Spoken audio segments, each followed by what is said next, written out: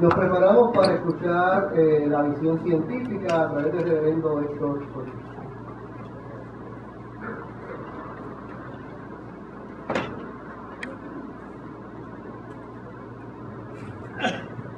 Buenos días a todos y a todas, que el Señor les bendiga. Bueno, quiero agradecer al Ministerio Ordenado, Ministerio Laboral y Junta de Higiene y Sociedad la invitación que nos hacen de estar aquí en la mañana de hoy y compartir con distinguidos colegas, Olga, Carlos, Heriberto, este diálogo sobre sexualidad y espiritualidad en la Iglesia Adventista de Puerto Rico, y me toca presentar la perspectiva psicológica, médica y biológica. Tengo un PowerPoint, a ver si eso nos ayuda a nuestra presentación de esta mañana. Quisiera comenzar lo que yo llamo el pensamiento para el día. Y el pensamiento para el día es que sin diálogo no es posible la convivencia. Sin la convivencia no es posible la paz. Y sin la paz no es posible vencer la violencia. Por lo tanto, hoy estamos haciendo un acto extraordinariamente importante. Comenzamos a vencer la violencia cuando nos sentamos a dialogar en paz, como lo estamos haciendo el día de hoy. Inmediatamente quisiera definir la palabra sexualidad humana. Y en vez de ir a los Estados Unidos, voy a ir a México, a la América nuestra, latinoamericana. Y allí la Asociación Mexicana para la Salud Sexual tiene esta definición de sexualidad humana. Se refiere a una dimensión fundamental del hecho de ser un ser humano, basada en el sexo, incluye el género, las identidades de sexo y género, la orientación sexual, el erotismo, la vinculación afectiva y el amor y la reproducción. Se experimenta o se expresa en forma de pensamientos, fantasías, deseos, creencias, actitudes, valores, actividades, prácticas, roles y decisiones y relaciones. Es el resultado de interacción de factores biológicos, psicológicos, socioeconómicos, culturales, éticos y religiosos o espirituales.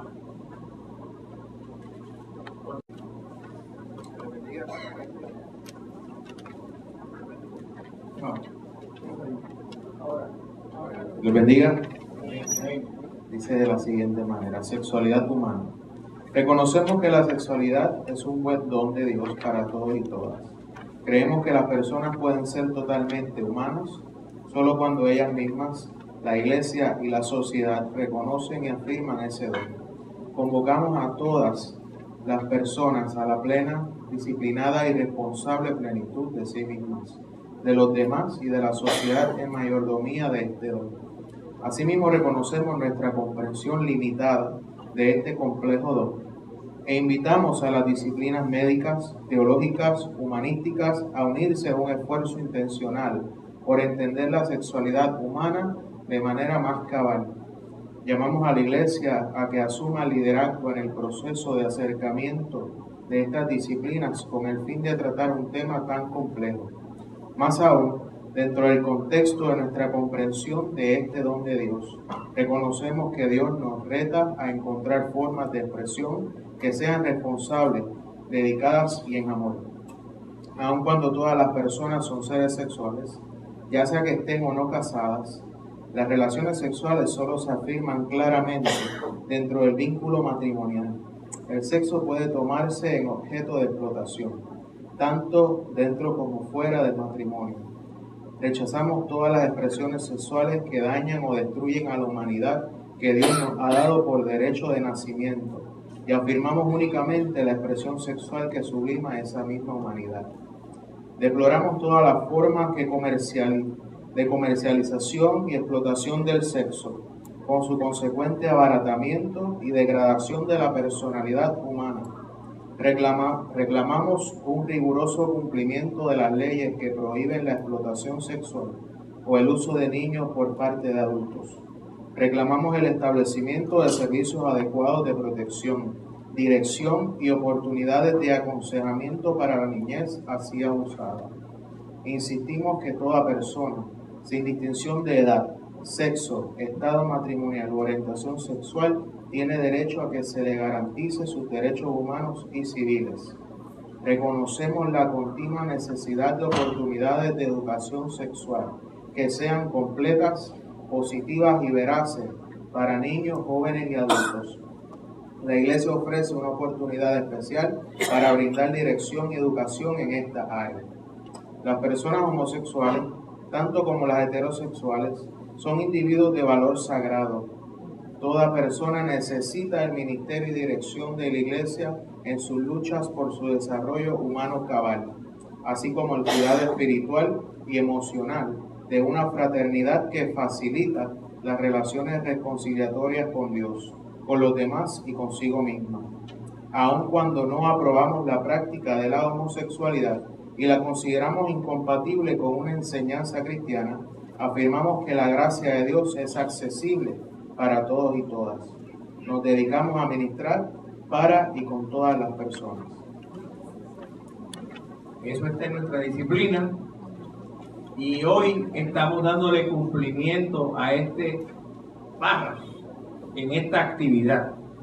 Y hemos leído la posición de la Iglesia en su totalidad. En la parte de atrás está una exposición personal que yo hago como pastor metodista con 40 años de servicio a la Iglesia, y quisiera pedirle a compañera Omaira Fuentes que ella nos la lea.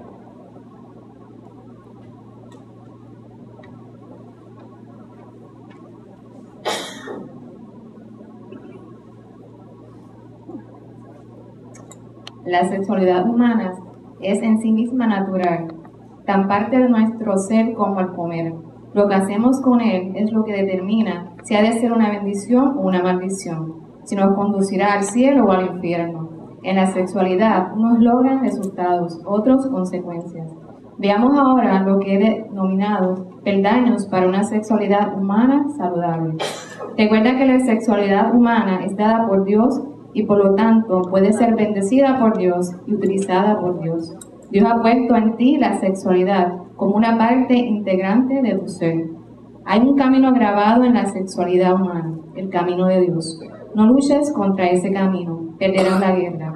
Tal vez ganes las escaramuzas, hasta puede ser que algunas batallas, pero perderás la guerra. El camino de Dios para la sexualidad humana no consiste de tabúes y represiones. Recuerda las palabras iluminadoras de Pablo. Yo sé, estoy cierto en el Señor Jesús, que nada hay en sí mismo inmundo. Romanos 14:14. El Dios que creó la sexualidad humana concede el poder de usarlo correctamente. Huye como del veneno del consejo de los que aconsejan que las relaciones extramaritales son el remedio a los problemas sexuales. Como todos los demás, la sexualidad humana debe ser rendida a Dios. No luches con tus pasiones sexuales, solo lograrás agravarlas e intensificarlas. Dado que en una batalla entre la imaginación y la voluntad, la imaginación triunfa siempre, haz de Dios el centro de tu imaginación. Si quieres tener una vida sexual dirigida por Dios, vigila tus pensamientos. Como propósito de esta presentación, también queremos definir la palabra espiritualidad.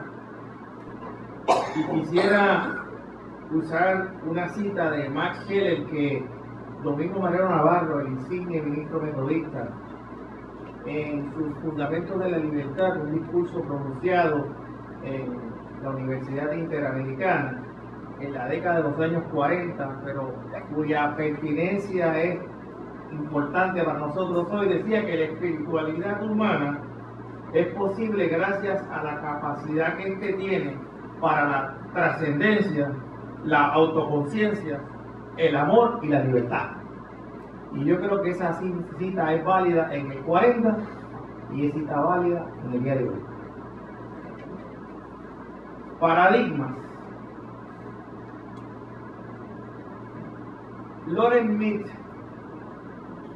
distinguido historiador y teólogo de la Iglesia, identifican 3 cambios de paradigmas principales que ha experimentado la Iglesia desde los tiempos de Jesús.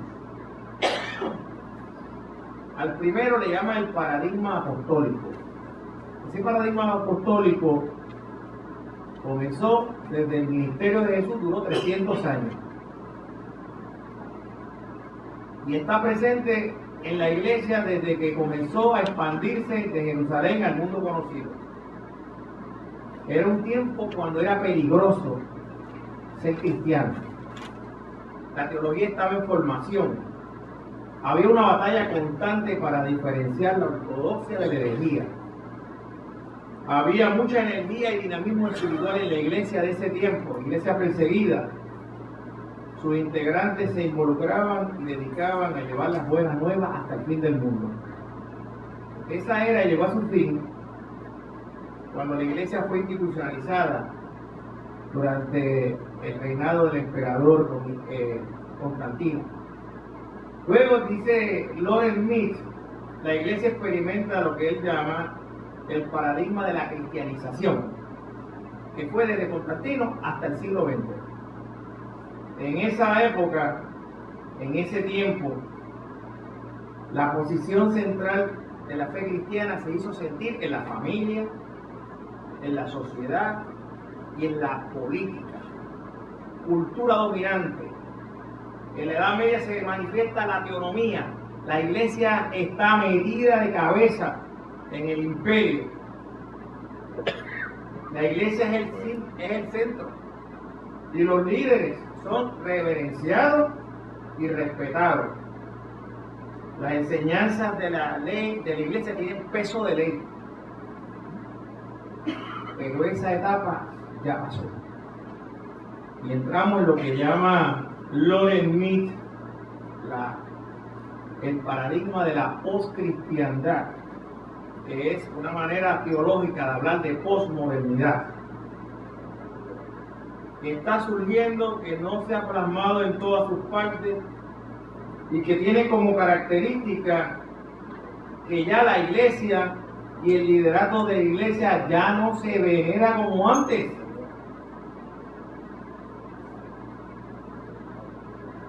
Se cuestionan las enseñanzas de la iglesia y si la iglesia decepciona a los feligreses, la abandonan. Ya la iglesia no es prioridad para muchas personas. Se está viviendo una extraordinaria competencia como nunca se había visto de otras instituciones fuera de la iglesia que buscan ocupar el lugar de la iglesia. No solo existe más conocimiento de las religiones alrededor del mundo debido a toda la globalización y toda la informática y al internet, sino que nuevas tendencias espirituales ofrecen nuevas respuestas a verdades antiguas.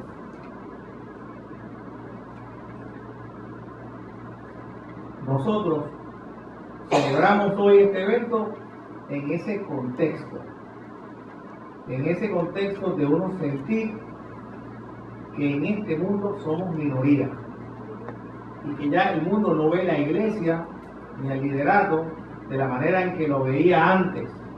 Y yo sostengo aquí que en el siglo XXI, si la iglesia quiere ser creíble, tiene que ser transparente y tiene que ser iglesia donde lo que se viva correlacione con lo que se dice y lo que se dice con lo que se viva, y la gente se va a dar cuenta cuando eso no es así, y por sus frutos los conoceréis.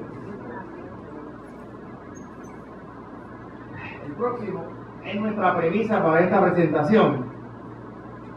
Toda la presentación que estoy haciendo en la mañana de hoy está sustentada en las posiciones expresadas públicamente por la Asociación Americana de Psiquiatras y la Asociación Americana de Psicólogos. Se me ha pedido que ofrezca la perspectiva médica, psicológica y biológica de este tema. Yo quiero usar esas dos entidades. Invitación. les invito a conocer algunos de los puntos más relevantes que, de acuerdo a la APA, y me refiero a la APA, a las dos organizaciones, porque son APA las dos, deben estar presentes en el diálogo acerca de la homosexualidad. Este diálogo es uno que apenas comienza, sobre todo entre nosotros. Solo pretendemos tratar de conocer diferentes perspectivas y opiniones que nos permitan conocer la complejidad del tema. Este es un tiempo para escuchar, explorar y estudiar. Vamos a empezar por las siglas LGBT, porque asumimos de que todo el mundo sabe lo que significan las siglas, pero no necesariamente. La L de lesbiana, la B de bisexual, la G de gay y la T de transgénero.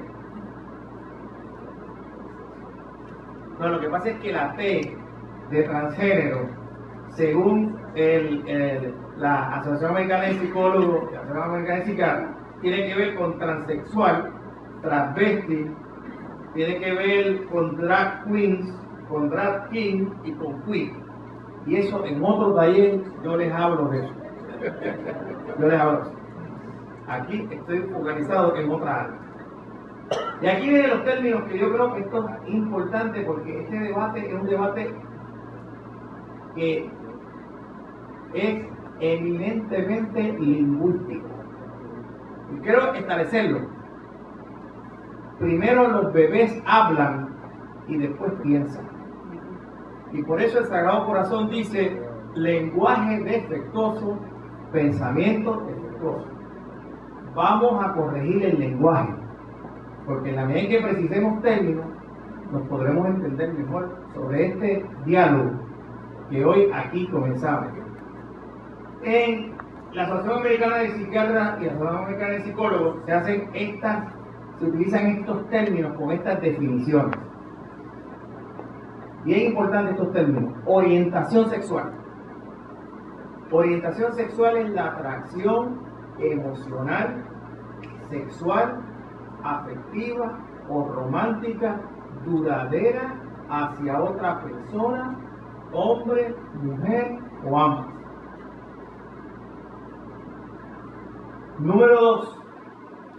Sino que hay personas que pueden ser heterosexuales que se mueven hacia la bisexualidad o viceversa. Así que quiero que lo veamos desde esa perspectiva. Ahora vamos al otro punto. Yo quisiera que pasáramos al que sigue y fuéramos a la otra. Fuéramos a la que sigue esta. Aquí. Factores en la formación de la orientación sexual. Existen varias teorías sobre los orígenes de la orientación sexual. Hoy día, 2014, la mayoría de los científicos considera que la orientación sexual es probablemente el resultado de una compleja interacción de factores ambientales, cognitivos y biológicos. En la mayoría de las personas la orientación sexual se determina a una edad muy temprana. En estos últimos tiempos también se ha podido comprender que la biología, incluso los factores hormonales, genéticos o innatos, desempeñan también un papel importante en la sexualidad de las personas. Lo que pasa es que al día de hoy no sabemos cuánto peso tiene la biología, la genética, y cuánto peso tiene lo aprendido o lo que se adquirió del ambiente. Pero lo que sí sabemos es que ese niño criado en el sistema familiar no tiene conciencia del proceso de formación de su orientación sexual a la que está siendo sometido. En síntesis, es importante reconocer que probablemente existen diversos motivos que explican la orientación sexual de una persona y que estos se diferencian en cada caso. Comentario que quiero hacer en ese punto. En el debate contemporáneo, antes de entrar en las observaciones clínicas, en el debate contemporáneo, todavía el día de hoy no sabemos qué es lo que más peso tiene. Solamente podemos saber que las dos dimensiones lo biológico, lo innato y lo adquirido están presentes. Se manifiestan en esos 10, 11, 12 años primeros de vida y el niño o la niña no tiene conciencia, no está consciente del proceso al cual está siendo sometido. Así que hablar de que la homosexualidad es una preferencia, no. La conducta que voy a ejercer posteriormente sí, pero la orientación sexual no. Manual número 3 por la Asociación Americana de Psiquiatría. Y en el 1990 la Organización Mundial de la Salud lo hizo igual. Y actualmente en el DSM-5 tampoco está presente. Vamos al otro punto, terapias de conversión. Algunos psicoterapeutas que practican lo que denominamos terapias de conversión señalan haber logrado un cambio en la orientación sexual de sus clientes de homosexual a heterosexual. Sin embargo, se observan varios factores que hacen dudar de sus resultados. Muchos de estos informes provienen de organizaciones cuya perspectiva ideológica repudia la homosexualidad. O sea, hay un factor de bias, de perturbación, que afecta la objetividad con que se quiera hacer el estudio. Sus conclusiones también carecen de fundamento, pues no dan seguimiento temporal a sus resultados con mira a la presentación de un informe, es decir, el aspecto longitudinal, qué pasó de aquí a 3 meses, 6 meses, a 1 año, a 2 años, a 3 años, no existe ese tipo de estudios.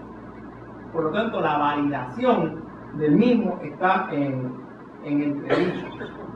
Y la APA observa con cierta inquietud de este tipo de terapia y su posible impacto perjudicial sobre los pacientes, y como consecuencia lo ve como una violación a las normas de ética. Y ha escrito normas de ética estrictas sobre el cumplimiento de los procesos terapéuticos de la llamada terapia de conversión. Otro punto más: lesbianas, homosexuales y bisexuales pueden ser buenos padres. La Asociación Americana de Psiquiatría, la Asociación Americana de Psicólogos dice sí. Los estudios realizados no han encontrado diferencia de desarrollo en los niños criados por ellos en 4 áreas: inteligencia, ajuste psicológico, ajuste social, popularidad con amigos. La orientación sexual, por otro lado, de los padres no dicta la de los hijos, porque la de los hijos es producto de una compleja interacción ambiente-biología, donde no necesariamente entra en juego esa orientación sexual que tengan los padres. Y no existe prueba científica que indique que los homosexuales tengan una mayor tendencia a abusar sexualmente de los niños que los heterosexuales. De hecho, la data que existe es que la violencia contra la niñez viene de gente heterosexual. Eso es lo que tenemos. Próximo punto. ¿Por qué LGBT conversan abiertamente sobre su orientación sexual? Porque es importante para su salud mental. Porque el proceso de desarrollo de su identidad ocurre a partir del llamado salir del closet. Y es parte de su ajuste psicológico, y encuentran que les ayuda a una mejor autoestima y una mejor salud mental. Conclusiones, con esto termino.